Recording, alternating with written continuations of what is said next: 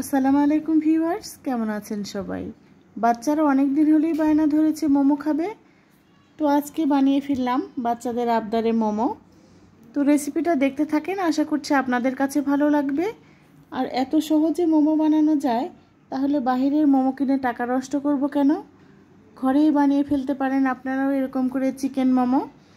তো চিকেনের ভেতরে দিয়ে দিলাম রসুন, কাঁচামরিচ আর একটু আদা দিয়ে চিকেনটা ব্লেন্ডার করে নিয়েছি। এবার আটাটা মেখে নেব।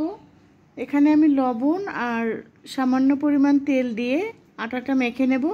আটাটা খুব একটা নরম করে মাখা যাবে না, যেরকম করে পরোটার জন্য আমরা আটা মাখি সেরকম করে মেখে নিতে হবে, তবে একটু শক্ত করতে হবে, তাহলে মোমোগুলো বানানো বেশি সহজ হবে। একেবারে বেশি শক্তও নয়, আশা করছি দেখেই বুঝতে পারবেন।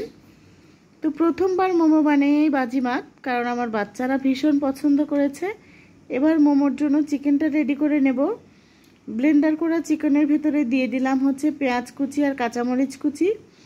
আপনারা যেরকম ঝাল খেতে পছন্দ করেন সেরকম ঝাল দিয়ে দিবেন। এবার দিয়ে দেব হচ্ছে লবণ, গোলমরিচের গুঁড়া আর সামান্য পরিমাণ তেল দিয়ে ভালোভাবে চিকেনটা মেখে নেব। তারপরে হচ্ছে ছোট ছোট করে রুটি বানিয়ে নিয়ে মোমোগুলো বানিয়ে নিতে হবে। তো বাচ্চারা অনেক পছন্দ করে মোমো। বাহিরে কিন্তু কিনে খেতে গেলে অনেক টাকা লাগে, এক পিস 20 থেকে 25 টাকা মোমোর দাম। বিভিন্ন আইটেমের মোমো আছে, বিভিন্ন দামের আছে। তো আমার কিন্তু খুব একটা বেশি খরচ হয়নি, তাতেই আমি অনেক টাকার মোমো বানিয়ে ফেলেছি, প্রায় 500 টাকার মতো। তো দেখেন আমার চিকেন কিন্তু খুব বেশি না, আবার হাফ কেজির মতো আটা লেগেছে।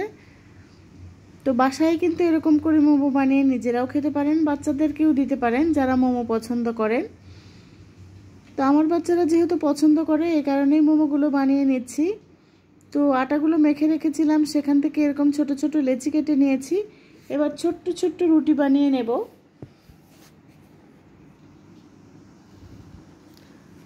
ছোট্ট ছোট্ট রুটি বানিয়ে তারপরে আপনারা যেরকম করে পারেন সেরকম করে বানিয়ে নিতে পারেন মোমোর ডিজাইন।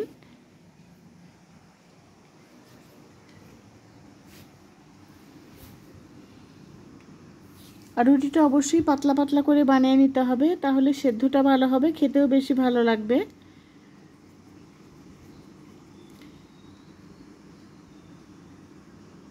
তো এখন পাতলা পাতলা করে রুটিগুলো বানিয়ে নিচ্ছি।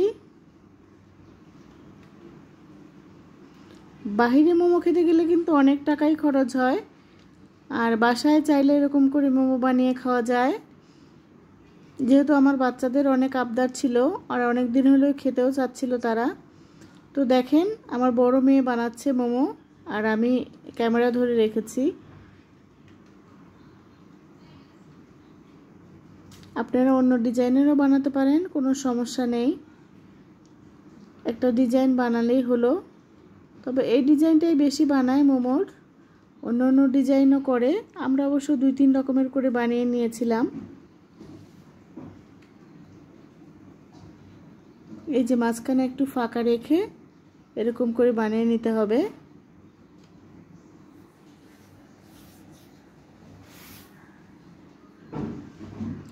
তো একে একে সবগুলো মোমো বানিয়ে নিয়ে তারপরে ভাপ দিয়ে নিতে হবে।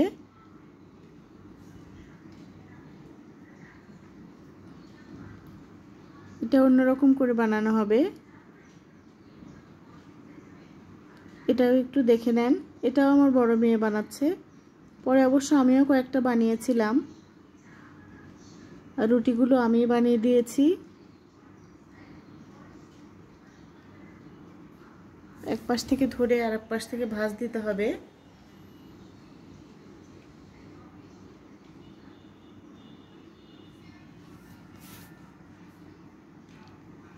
তো সবগুলো মোমো বানিয়ে তারপরে ভাপ দিয়ে নিতে হবে। আর এর মধ্যে আমার মেয়ে একটা সসও বানিয়ে নিয়েছে মোমো দিয়ে খাওয়ার জন্য।